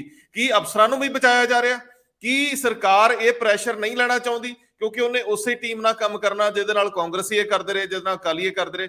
ਜੇਕਰ ਇਹ ਸਾਰਾ ਕੁਝ ਇੱਕ ਵਿਧੀਵਤ ਤਰੀਕੇ ਨਾਲ ਸਿਰਫ ਜਾਰਾ ਸਰੋਤਾਂ ਤੋਂ ਵੱਧ ਜਾਇਦਾਦ ਬਣਾਉਣ ਦਾ ਬਣਾਤਾ ਗਿਆ, ਤਾਂ ਮਤਲਬ ਤੁਸੀਂ ਕੁਝ ਧਿਰਾਂ ਨੂੰ ਬਚਾਉਣ ਦੀ ਕੋਸ਼ਿਸ਼ ਤਾਂ ਨਹੀਂ ਕਰ ਰਹੇ। ਹੁਣ ਤੁਸੀਂ ਗੱਲ ਕਰੋ ਵਿਜੇਂਦਰ ਸਿੰਗਲਾ ਵਾਲੀ। ਮੈਂ ਇਹੀ ਤੁਹਾਨੂੰ ਕਹਿ ਰਿਹਾ ਸੀਗਾ ਕਿ ਜਦੋਂ ਵੀ ਇਸ ਕਿਸਮ ਦੀਆਂ ਜਾਂਚਾਂ ਚੱਲਦੀਆਂ ਹੈਗੀਆਂ ਨੇ, ਉਹਦੇ ਵਿੱਚ ਸਭ ਤੋਂ ਵੱਡੀ ਪ੍ਰੋਬਲਮ ਇਹ ਹੁੰਦੀ ਹੈ ਕਿ ਤੁਸੀਂ ਕਹਿ ਰਹੇ ਹੋ ਕਿ ਵਜ਼ੀਰ ਮਤਲਬ ਜ਼ਿੰਮੇਵਾਰ ਹੈ। ਵਜ਼ੀਰ ਤਾਂ ਸਿਰਫ ਇੱਕ ਸਾਈਨਿੰਗ ਅਥਾਰਟੀ ਹੈ, ਬਾਕੀ ਸਾਰਾ ਕੰਮ ਤਾਂ ਅਫਸਰਾਂ ਨਹੀਂ ਕਰਨਾ ਹੁੰਦਾ। ਕੀ ਆਪਾਂ ਉਹਨਾਂ ਨੂੰ ਬਰੀ ਕਰਤਾ ਸਾਰਿਆਂ ਨੂੰ? ਇਸੇ ਕਰਕੇ ਕਿਸੇ ਕੇਸ ਦੇ ਵਿੱਚ ਨਹੀਂ ਆ ਰਿਹਾ, ਕੋਈ ਪਾਰਟਿਕੂਲਰ ਕੇਸ ਦੇ ਵਿੱਚ ਘੁਟਾਲਾ ਹੋਇਆ। ਜਿਵੇਂ ਤੁਸੀਂ ਇਹਦੀ ਗੱਲ ਕੀਤੀ ਜੰਗੇ ਆਜ਼ਾਦੀ ਵਾਲੀ, ਤਾਂ ਉਹ ਇੱਕ ਪਾਰਟਿਕੂਲਰ ਕੇਸ ਹੈ। ਆਪਾਂ ਜੰਗੇ ਆਜ਼ਾਦੀ ਦੇ 315 ਕਰੋੜ ਰੁਪਏ ਜਿਹੜਾ ਉਸ ਤੇ ਲੱਗਿਆ ਹੈ ਉਹਦੀ ਜਾਂਚ ਕਰ ਰਹੇ ਹਾਂ। ਆਪਾਂ ਇਹ ਨਹੀਂ ਕਹਿ ਰਹੇ ਕਿ ਕੋਈ ਫਲਾਣਾ ਬੰਦਾ ਜਾਂ ਆਏ ਤੋਂ ਅਧਿਕ ਸੰਪत्ति ਲੈ ਗਿਆ, ਲੇਕਿਨ ਵਜ਼ੀਰਾਂ ਦੇ ਮਾਮਲੇ 'ਚ ਸਿਰਫ ਆਏ ਤੋਂ ਅਧਿਕ ਸੰਪत्ति ਦੀ ਉੱਤੇ ਜਾਂਚ ਹੋ ਰਹੀ ਹੈ। ਤਾਂ ਉਹ ਜਿਹੜੀ ਤੁਸੀਂ ਇੱਕ ਲੈਟਰ ਵੀ ਪਿੱਛੇ ਜੇ ਦੇਖੀ ਸੀਗੀ, ਉਹ ਵੀ ਵਰਿੰਦਰ ਕੁਮਾਰ ਹੋਰਾਂ ਦੀ ਜਿਹੜੇ ਸਪੈਸ਼ਲ ਡੀਜੀਪੀ ਨੇ ਵਿਜੀਲੈਂਸ ਦੇ, ਉਹਨਾਂ ਨੇ ਵੀ ਇਹੀ ਕਿਹਾ ਸੀਗਾ ਕਿ ਸਾਨੂੰ ਨੈਕਸਸ ਤੋੜਨਾ ਹੈ ਜਿਹੜਾ ਬਿਊਰੋਕਰੈਟਸ ਔਰ ਪੋਲੀਟੀਸ਼ੀਅਨਸ ਦਾ ਹੈਗਾ। ਹਜੇ ਤੱਕ ਉਹਨਾਂ ਨੂੰ ਇਹਦੀ ਇਜਾਜ਼ਤ ਨਹੀਂ ਮਿਲੀ ਹੈਗੀ। ਸੋ ਜਿਹੜੀ ਜਾਂਚ ਹੈ ਉਹ ਸਿਰਫ ਔਰ ਸਿਰਫ ਵਜ਼ੀਰਾਂ ਤੱਕ ਰਹਿ ਗਈ ਹੈ। ਮੈਂ ਪੋਲੀਟੀਕਲੀ ਇਸ ਕਰਕੇ ਹੀ ਕਹਿ ਰਿਹਾ ਸੀਗਾ ਕਿ ਜਦੋਂ ਤੁਸੀਂ ਇਕੱਲੇ ਵਜ਼ੀਰਾਂ ਤੱਕ ਰੱਖਦੇ ਹੋ ਤਾਂ ਇਹ ਸਿੱਧਾ ਅਰਥ ਜਾਂਦਾ ਕਿ ਤੁਸੀਂ ਪੋਲਿਟਿਕਸ ਕਰ ਰਹੇ ਹੋ, ਨਾ ਕਿ ਪੂਰੇ ਘੁਟਾਲੇ ਨੂੰ ਹੋਲਿਸਟਿਕ ਤੌਰ ਤੇ ਦੇਖ ਰਹੇ ਹੋ। ਮੈਨੂੰ ਲੱਗਦਾ ਕਿ ਪੂਰੇ ਘੁਟਾਲੇ ਨੂੰ ਦੇਖਣਾ ਚਾਹੀਦਾ, ਉਹਦੇ ਵਿੱਚ ਬੰਦੇ ਕਿਹੜੇ ਸ਼ਾਮਿਲ ਨੇ। ਅਸੀਂ ਅਫਸਰਸ਼ਾਹੀ ਨੂੰ ਬਰੀ ਨਹੀਂ ਕਰ ਸਕਦੇ ਕਿਉਂਕਿ ਉਹ ਵੀ ਉਨੀ ਹੀ ਇਨਵੋਲਵ ਹੁੰਦੀ ਹੈ ਜਿੰਨੇ ਵਜ਼ੀਰ ਹੁੰਦੇ ਆ। ਮੈਨੂੰ ਲੱਗਦਾ ਰਾਦਰ ਉਸ ਤੋਂ ਜ਼ਿਆਦਾ ਹੁੰਦੀ ਹੈ ਕਿਉਂਕਿ ਅਫਸਰਸ਼ਾਹੀ ਤਾਂ ਉੱਥੇ ਹੀ ਹੁੰਦੀ ਹੈ, ਉਹਨਾਂ ਨੂੰ ਸਾਰੀਆਂ ਚੀਜ਼ਾਂ ਦਾ ਪਤਾ ਹੁੰਦਾ ਹੈ ਕਿ ਸਿਸਟਮ ਕੀ ਨੇ। ਵਜ਼ੀਰ ਤਾਂ ਹੁਣ ਜਿਵੇਂ ਇਸ ਸਰਕਾਰ ਤੇ ਹੈ, ਇਹ 'ਚ ਸਾਰੇ ਪਹਿਲੀ ਵਾਰ ਵਜ਼ੀਰ ਬਣੇ ਆ। ਹੁਣ ਇਹਨਾਂ ਨੂੰ ਦੱਸਣਾ ਕਿਹਨੇ ਹੈ?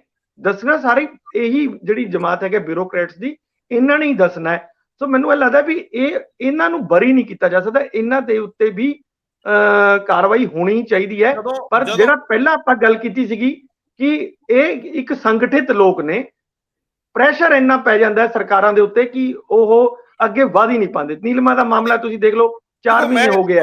ਮੈਂ ਇਹਦੇ ਚ ਇਸ ਕਰਕੇ ਵੜਨਾ ਚਾਹੁੰਦਾ ਹੈ ਕਿ ਤੁਸੀਂ ਉੱਥੇ ਚਾਹ ਚੂ ਪੀਂਦੇ ਰਹਿੰਦੇ ਹੋ ਤੇ ਤੁਹਾਡੀ ਚਾਹ ਬੰਦ ਹੋ ਜਾਣੀ ਆ। ਤੁਸੀਂ ਪਹਿਲਾਂ ਹੀ ਦੱਸਿਆ ਵੀ ਉੱਥੇ ਹੁਣ ਮਠਿਆਈ ਵੀ ਨਹੀਂ ਦਿੰਦੇ ਤੇ ਸਮੋਸੇ ਵੀ ਨਹੀਂ ਦਿੰਦੇ, ਨਾ ਨਮਕੀਨ ਦਿੰਦੇ ਆ ਤੇ ਨਾ ਮਿੱਠਾ ਦਿੰਦੇ ਆ, ਚਾਹ ਪਿਆ ਦਿੰਦੇ, ਉਹ ਵੀ ਬੰਦ ਤੁਹਾਡੀ ਹੋ ਜਾਣੀ ਪੱਕੀ। ਪਰ ਜਦੋਂ ਦਾ PSIEC ਦਾ ਮਾਮਲਾ ਆਇਆ, ਜਦੋਂ ਦਾ ਮਾਸ ਲੀਵ ਤੇ PCS ਗਏ ਤੇ ਉਸ ਤੋਂ ਬਾਅਦ ਸਰਕਾਰ ਨਾਲ ਸਿੱਧੀ ਤਾਂ ਹੱਥੋਂ-ਹੱਥੀ ਹੋਈ ਆ, ਬਾਹਾਂ ਟੰਗੀਆਂ ਗਈਆਂ। ਉਦੋਂ ਜਦੋਂ IAS ਅਫਸਰਾਂ ਦੀ ਲੌਬਿੰਗ ਹੋਈ ਆ, ਉਹਨਾਂ ਦੀ ਐਸੋਸੀਏਸ਼ਨ ਨੇ ਅੱਖਾਂ ਵਿਖਾਈਆਂ, ਨੀਲਮਾ ਦੇ ਮਾਮਲੇ 'ਚ ਵਿਜੀਲੈਂਸ ਦੇ ਹੱਥ ਬੰਨ੍ਹਤੇ ਗਏ ਆ, ਵਿਜੀਲੈਂਸ ਨੂੰ ਪੁੱਛਿਆ ਗਿਆ ਕਿ ਤੁਸੀਂ ਪ੍ਰਵਾਨਗੀ ਲੈਣ ਤੋਂ ਬਿਨਾਂ ਹੱਥ ਨਹੀਂ ਪਾਉਣਾ। ਉਦੋਂ ਤੋਂ ਬਾਅਦ ਇਹ ਮਾਮਲੇ ਰੁਕ ਗਏ ਆ। ਸਰਕਾਰ 1 ਸਾਲ ਬਾਅਦ, ਭਾਸਕਰ ਸਾਹਿਬ ਕਹਿ ਰਹੇ ਸੀ ਕੱਲ ਨੂੰ ਸਾਲ ਹੋਣਾ, ਨਹੀਂ, ਸਾਲ 1 ਅਪ੍ਰੈਲ ਤੋਂ 31 ਮਾਰਚ ਤੱਕ ਹੁੰਦਾ, ਇਸੇ ਤਰ੍ਹਾਂ 16 ਤੋਂ 15 ਤੱਕ ਹੈ। ਅੱਜ ਸਾਲ ਪੂਰਾ ਹੋ ਰਿਹਾ, ਅੱਜ ਸਾਲ ਪੂਰਾ ਹੋ ਰਿਹਾ। ਸਰਕਾਰ ਇਹਦੇ ਚ ਕਹੂਗੀ ਕਿ ਕਰਪਸ਼ਨ ਦੇ ਮਾਮਲੇ ਚ ਉਹ ਫੇਅਰ ਨੇ, ਉਹ ਬਿਲਕੁਲ ਟਰਾਂਸਪੇਰੈਂਟ ਨੇ, ਉਹ ਇਹਦੇ ਚ ਪੱਖਪਾਤ ਨਹੀਂ ਕਰ ਰਹੇ, ਉਹ ਇੱਕ ਧਿਰ ਨੂੰ ਨਹੀਂ ਵਿਚਾਰ ਰਹੇ, ਉਹ ਸਿਰਫ ਵਾਰਾਖਾਂਦੀ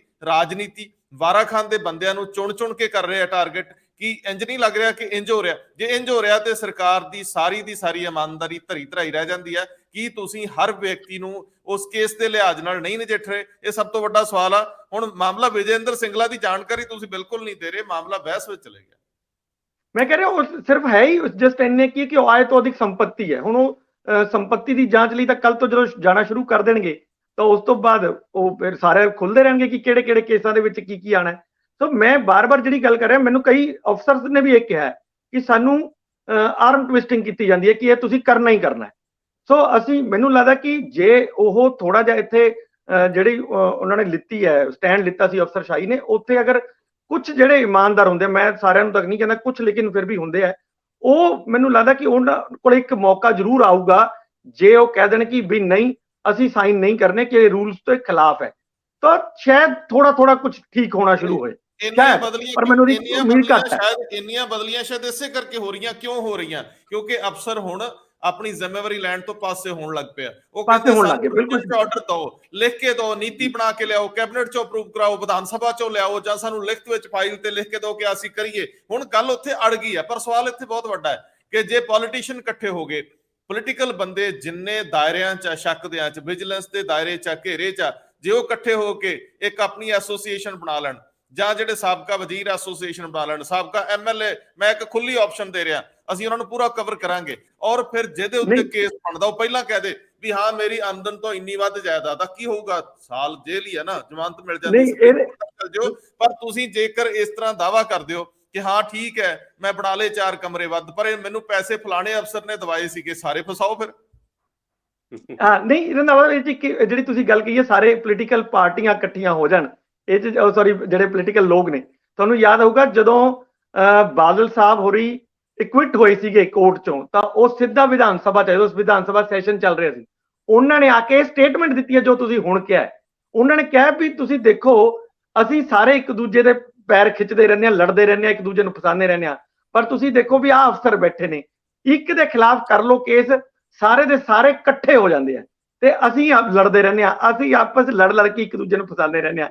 ਇਹ ਬਾਦਲ ਸਾਹਿਬ ਦੀ ਔਨ ਰਿਕਾਰਡ ਵਿਧਾਨ ਸਭਾ ਦੇ ਵਿੱਚ ਸਟੇਟਮੈਂਟ ਹੈ। ਤਾਂ ਤੁਸੀਂ ਦੇਖ ਲਓ ਵੀ ਮੈਂ ਜਿਹੜੀ ਗੱਲ ਕਰ ਰਿਹਾ, ਮੈਂ ਉਹੀ ਕਰ ਰਿਹਾ ਕਿ ਪੋਲੀਟੀਕਲ ਜਮਾਤਾਂ ਤਾਂ ਇਕੱਠੀਆਂ ਹੋ ਨਹੀਂ ਸਕਦੀਆਂ, ਕਿਉਂਕਿ ਉਹਨਾਂ ਨੂੰ ਡਰ ਹੀ ਰਹਿੰਦਾ ਕਿ ਬਈ ਅੱਜ ਸਾਡੀ ਸਰਕਾਰ ਹੈ, ਕੱਲ ਇਹਨਾਂ ਦੀ ਆ ਜਾਣਗੀਆਂ। ਲੇਕਿਨ ਜਿਹੜੇ ਬਿਊਰੋਕਰੈਟਸ ਨੇ ਉਹ ਤਾਂ ਉੱਥੇ ਹੀ ਰਹਿੰਦੇ ਨੇ, ਇਸ ਕਰਕੇ ਉਹ ਇਕੱਠੇ ਵੀ ਹੋ ਜਾਂਦੇ ਵੀ ਚੱਲ ਅੱਜ ਮੈਂ ਹੈਗਾ ਤਾਂ ਕੱਲ ਇਹਨਾਂ ਨੇ ਆ ਹੀ ਜਾਣਾ ਇੱਥੇ।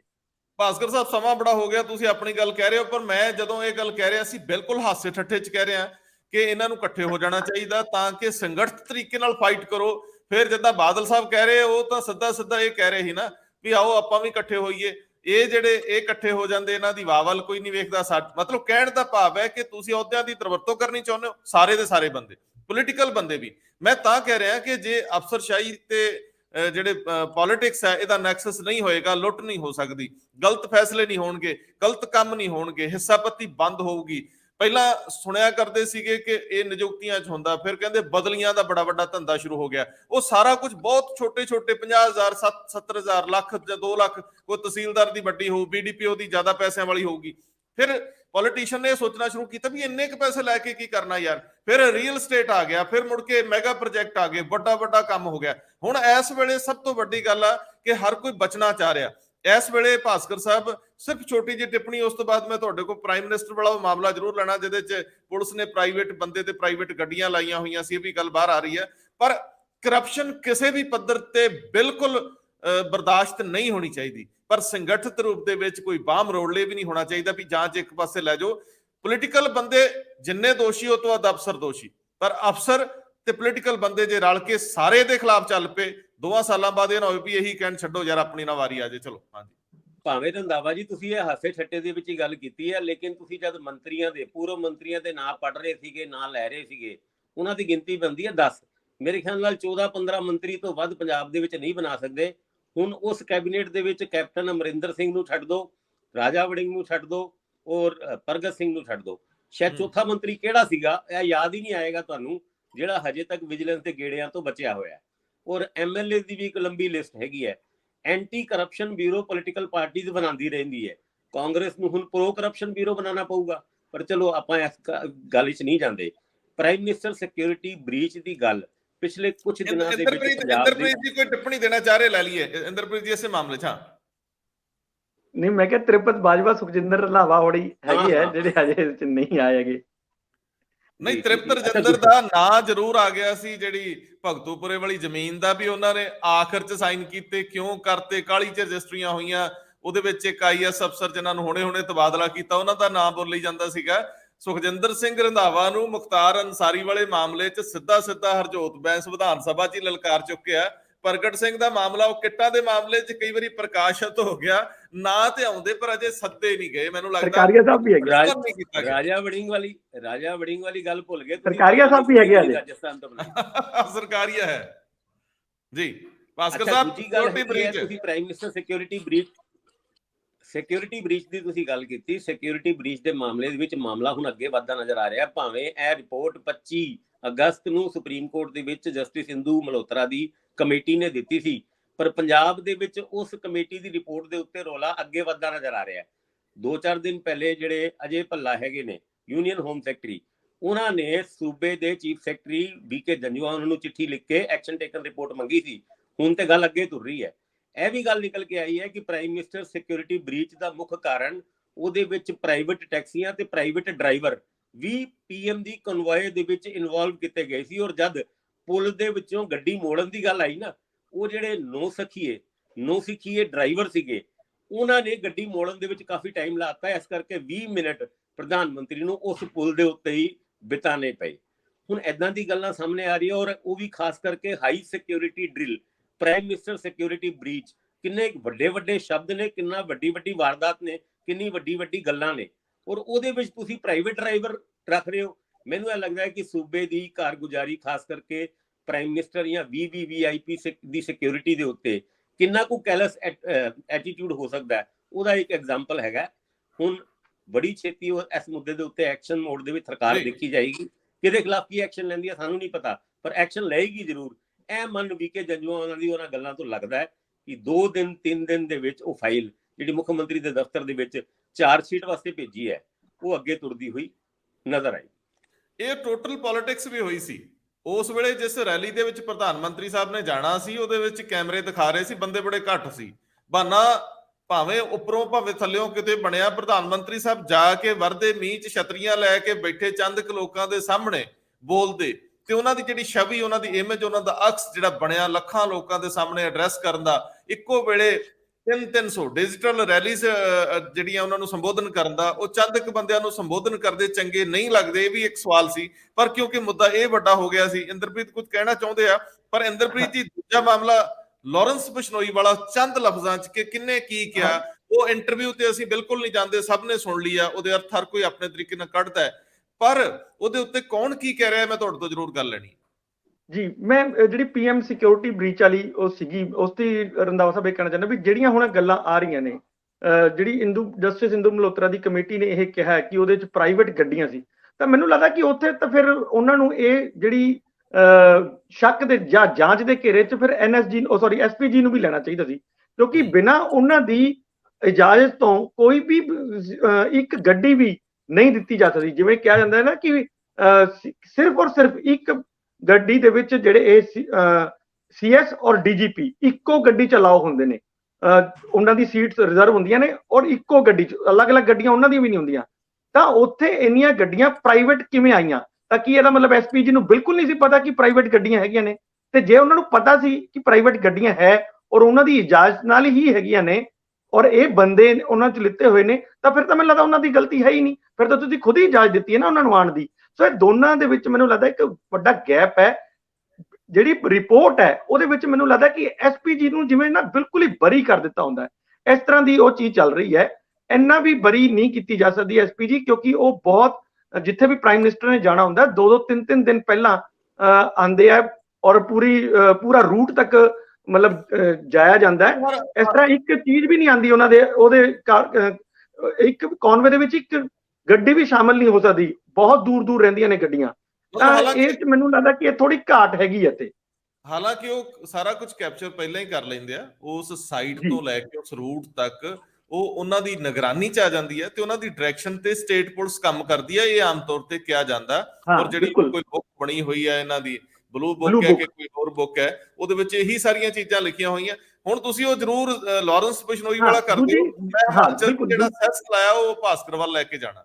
ਹਾਂ, ਦੂਜੀ ਜਿਹੜੀ ਗੱਲ ਇਹ ਸੀ ਲਾਰੈਂਸ ਬਿਸ਼ਨੋਈ ਵਾਲੀ, ਦੇਖੋ ਇਹ ਚਾਹੇ ਰਾਜਸਥਾਨ ਪੁਲਿਸ ਔਰ ਪੰਜਾਬ ਪੁਲਿਸ ਦੋਨੋਂ ਹੀ ਇੱਕ ਦੂਜੇ ਨੂੰ ਉਹ ਲੱਗੀਆਂ ਹੋਈਆਂ ਕਰਨ, ਕਿਉਂਕਿ ਪੰਜਾਬ ਪੁਲਿਸ ਨੇ ਪੰਜਾਬ ਜੇਲ੍ਹ ਡਿਪਾਰਟਮੈਂਟ ਨੇ ਕੱਲ ਇੱਕ ਸਟੇਟਮੈਂਟ ਵੀ ਜਾਰੀ ਕੀਤੀ ਹੈ ਕਿ ਸਾਡੇ ਇੱਥੇ ਨਹੀਂ ਹੋਇਆ, ਸਾਡੇ ਬਠਿੰਡੇ ਤਾਂ ਜੈਮਰ ਲੱਗੇ ਹੋਏ ਨੇ, ਉੱਥੇ ਤਾਂ ਬਿਲਕੁਲ ਵੀ ਕੋਈ ਫੋਨ ਹੋ ਹੀ ਨਹੀਂ ਸਕਦਾ ਔਰ ਇੰਨੀ ਲੰਬੀ ਕਾਲ ਤਾਂ ਬਿਲਕੁਲ ਨਹੀਂ ਘੱਟੋ ਘੱਟ ਹੋ ਸਕਦੀ। ਤੇ ਨਾਲ ਦੀ ਨਾਲ ਉਹਨਾਂ ਨੇ ਕਹਿਤਾ ਵੀ ਪੂਰੇ ਪੰਜਾਬ 'ਚ ਵੀ ਇਹ ਹੈ ਨਹੀਂ, ਇਹ ਵੀ ਨਾਲ ਹੀ ਉਹਨਾਂ ਨੇ ਉੱਥੇ ਹੀ ਸਰਟੀਫਿਕੇਟ ਦੇਤਾ। ਤੇ ਦੂਜੇ ਪਾਸੇ ਰਾਜਸਥਾਨ ਪੁਲਿਸ ਵੀ ਕਹਿ ਰਹੀ ਹੈ ਕਿ ਇਹ ਰਾਜਸਥਾਨ 'ਚ ਨਹੀਂ ਹੈ, ਕਿਉਂਕਿ ਇਹ ਗੱਲ ਨੇਗੀ ਜਿਹੜੇ ਜੇਲ੍ਹ ਸੁਪਰਡੈਂਟ ਹੈਗੇ ਨੇਗੀ, ਉਹਨਾਂ ਨੇ ਕਿਹਾ ਕਿ ਜੀ ਇਹ ਇੱਕ ਹਫ਼ਤਾ ਪਹਿਲਾਂ ਹੀ ਸਾਡੇ ਕੋਲ ਆਇਆ, ਇੱਕ ਹਫ਼ਤਾ ਪਹਿਲਾਂ ਇਹ ਪ੍ਰੋਡਕਸ਼ਨ ਵਾਰੰਟ ਤੇ ਰਾਜਸਥਾਨ ਕੋਲੇ ਵੀ ਸੀ, ਰਾਜਸਥਾਨ ਪੁਲਿਸ ਕੋਲੇ ਵੀ ਸੀ, ਇਸ ਕਰਕੇ ਮੇ ਵੀ ਉੱਥੇ ਦਾ ਹੋਵੇ। ਤਾਂ ਦੋਨੋਂ ਸਟੇਟ ਦੀਆਂ ਪੁਲਿਸ ਇੱਕ ਦੂਜੇ ਨੂੰ ਜ਼ਿੰਮੇਵਾਰ ਠਹਿਰਾਉਣ ਤੇ ਲੱਗੀਆਂ ਹੋਈਆਂ ਨੇ, ਪਰ ਕਿਸੇ ਨੂੰ ਵੀ ਇਸ ਤੋਂ ਬਰੀ ਘੱਟੋ ਘੱਟ ਨਹੀਂ ਕੀਤਾ ਜਾ ਸਕਦਾ ਵੀ ਕਿਵੇਂ ਇੱਕ ਹਾਈ ਸਿਕਿਉਰਿਟੀ ਦੇ ਵਿੱਚ ਜਿਹੜਾ ਬੰਦਾ ਬੰਦ ਹੈ ਔਰ ਉਹ ਪੂਰੀ ਇੰਟਰਵਿਊ ਦੇ ਰਿਹਾ ਹੈ, ਮਤਲਬ ਇਹਦਾ ਮਤਲਬ ਉਹਦੇ ਕੋਲ ਸਾਰਾ ਸਾਜੋ ਸਮਾਨ ਹੈ। ਤਾਂ ਇਹ ਕਿਤੇ ਨਾ ਕਿਤੇ ਸ਼ੱਕ ਦਾ ਦਾਇਰਾ ਵੱਡਾ ਹੋ ਹੀ ਜਾਂਦਾ ਹੈ। ਇਹਦਾ ਮਤਲਬ ਇਹ ਹੈ ਕਿ ਇਹ ਇੰਟਰਵਿਊ ਕਰਵਾਈ ਗਈ ਹੈ, ਨਾ ਕਿ ਕੀਤੀ ਗਈ ਹੈ। ਬਿਲਕੁਲ ਠੀਕ ਹੈ, ਇਹ ਇੰਟਰਵਿਊ ਕਰਵਾਈ ਗਈ ਹੈ, ਇੰਜ ਲੱਗ ਰਿਹਾ। ਕਿੰਨੇ ਕਰਵਾਈ, ਕਿਉਂ ਕਰਵਾਈ, ਏਜੰਡਾ ਕੀ ਆ? ਭਾਸਕਰ ਸਾਹਿਬ, ਉਹ ਹਿਮਾਚਲ ਪ੍ਰਦੇਸ਼ ਨੇ ਪਾਣੀਆਂ ਦੇ ਉੱਤੇ ਤਾਂ ਲਾਤਾ, ਉਹਨਾਂ ਨੇ ਹੱਕ ਜਤਾਤਾ, ਮਤਲਬ ਜਿੱਦਾਂ ਕਹਿੰਦੇ ਨਾ ਵੀ ਸਾਡਾ ਜੋ ਮਰਜ਼ੀ ਕਰੀਏ, ਤੁਸੀਂ ਮਾਮੇ ਲੱਗਦੇ ਹੋ, ਇਹੀ ਉਹਨਾਂ ਨੇ ਗੱਲ ਜਤਾਈ ਹੈ। ਹਾਈਡਰੋ ਪਾਵਰ ਪ੍ਰੋਜੈਕਟ ਜਿਹੜੇ ਉਹਨਾਂ ਦੇ ਉੱਤੇ ਉਹਨਾਂ ਨੇ ਜੇ ਸੈਸ ਲਾਤਾ ਤੇ ਸਾਡਾ ਢਿੱਡ ਦੁਖਣਾ ਤੇ ਹੈ ਹੀ ਹੈ ਤੇ ਦੁਖਣਾ ਚਾਹੀਦਾ। ਪਰ ਜੇ ਇਹਦੇ ਤੋਂ ਸਬਕ ਲੈ ਕੇ ਪੰਜਾਬ ਗਾਂਹ ਜਾਂਦੇ ਪਾਣੀਆਂ ਤੇ ਸੈਸ ਲਾ ਦੇ, ਫਿਰ ਕੀ ਬਣੂ?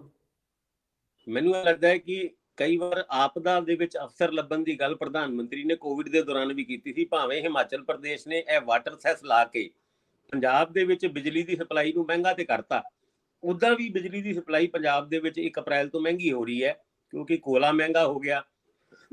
ਹੁਣ ਹਿਮਾਚਲ ਦਾ ਉਹ ਸੈਸ, ਇਸ ਸੈਸ ਦੇ ਰਾਹੀਂ ਪੰਜਾਬ ਦੇ ਕੋਲ ਇੱਕ ਅਪੋਰਚੁਨਿਟੀ ਵੀ ਆਈ ਹੈ। ਜਿਹੜਾ ਪਾਣੀ ਅਸੀਂ ਰਾਜਸਥਾਨ, ਦਿੱਲੀ, ਹਰਿਆਣਾ ਨੂੰ ਦੇ ਰਹੇ ਹਾਂ, ਉਹਦੇ ਉੱਤੇ ਆਪਾਂ ਰਾਇਲਟੀ ਲੈ ਸਕਦੇ ਹਾਂ।